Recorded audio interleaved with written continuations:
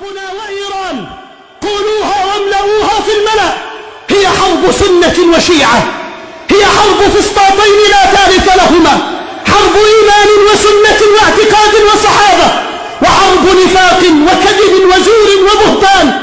حربنا مع إيران هي حرب ديانة ومعركة سنة وإيمان وتوحيد، هي طائفية بجدارة، وإن لم تكن طائفية جعلناها طائفية وسعينا جهدنا أن تكون طائفية. ماذا تريد إيران منا وماذا نريد منها إلا أننا لا نرضى أن يطعن بالله ورسوله، وأن يكفر أصحاب رسول الله، وأن يشرك بالله، وأن تتهم عائشة بالزنا. ماذا نريد من إيران وماذا تريد منا؟ الحرب مع إيران حرب شيعة وسنة، والضرب بيننا وبينهم في البارد والعسكر والجيوش هو ضرب شيعة وسنة.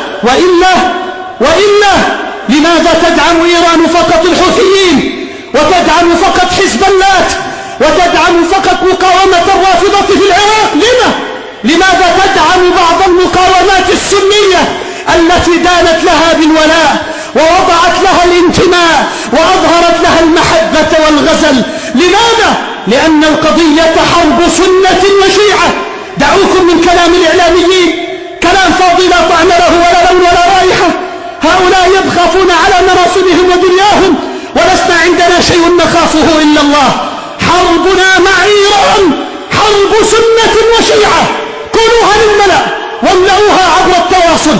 دعوكم من كلمة الطائفية المافونة، إنما هم الذين جاءوا لبلادنا أرادوا دكدكة بلادنا وهتك أعراضنا، فعلوا بنا بالعراق ما فعلوا، وفعلوا بنا في سوريا ما فعلوا، ويفعلون باليمن ما فعلوا.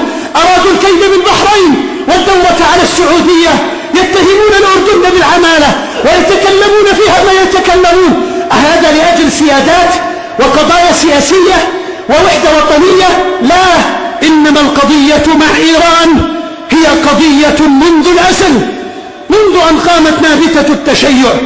وهؤلاء يكفرون أهل السنة ونحن لا نطلق التكفير لهم. يتكلمون فينا باطلا ويتهموننا بالردة والنجاسة واستباحة دمائنا وأموالنا وأعراضنا وبلادنا. صرحوا بألسنتهم، ألم يقولوا نحن بحاجة إلى تطهير المقدسات من الصهاينة الاثنين، من دولة الصهاينة اليهود ومن دولة الصهاينة الوهابية يقصدون السلفية السعودية؟ ألم يصرحوا أن من أعظم أهدافهم هو إرجاع مكة والمدينة إلى حضيرة الإسلام، وكأنها الآن ليست في حضيرة المسلمين؟ ألم يصرحوا على أنهم يوجهون آلاف وعشرات الآلاف من الصواريخ إلى المملكة العربية السعودية؟ لما هذا الاستهداف؟ ألأجل قضايا سيادية ومزاحمات حدودية؟ أبدا، إنها حرب دينية بجدارة، إنها حرب شرعية بجدارة، إنها حرب بين السنة والشيعة.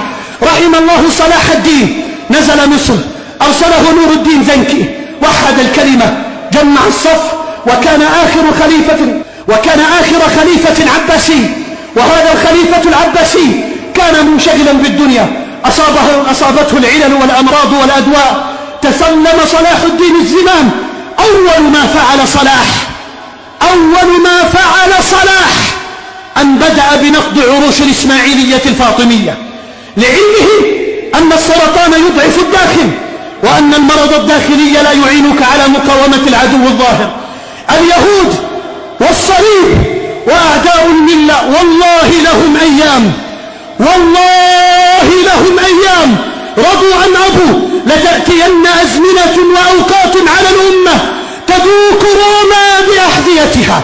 ليس هذا كلامي، إنما هذا وعد الصادق المصدوق، لما قال النبي صلى الله عليه وسلم تفتح رومية وتفتح قسطنطينية.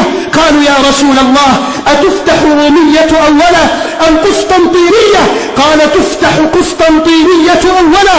فتحت قسطنطينية ولم تفتح روما. إذا ليست القضية الآن هي أن نحن والله خايفين من اليهود أو أن نحن فرحنا لشيء في أنفسنا، لا، إنما هذه اليوم أولويات. وأولى الأولويات هي مواجهة التمدد الصفوي الشيعي الإيراني الظالم. إن اليهود قد عاشوا في فلسطين فسادا منذ أكثر من 70 سنة، ما رأينا من فسادهم ولا من ظلمهم ولا من جورهم بقدر ما صنعت الرافضة من فساد في العراق وإيران على مدار 3 سنوات. على مدار 3 سنوات. أي نفس هذه يا مسلم يا عبد الله؟ إن الحرب مع إيران هي حرب عقيدة وديانة.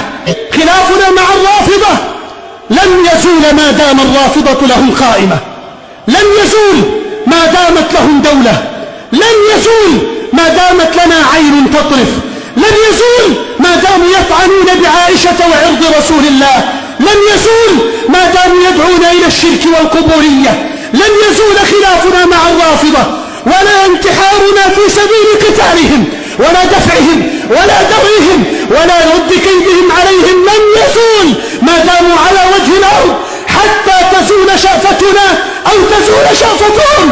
هذه المعركة هي اليوم، هي التي لا بد أن نلتف حولها وأن تجتمع الكلمة في فسطاطها وأن نستظل بظلها، فوالله والله والله لينصرن الله من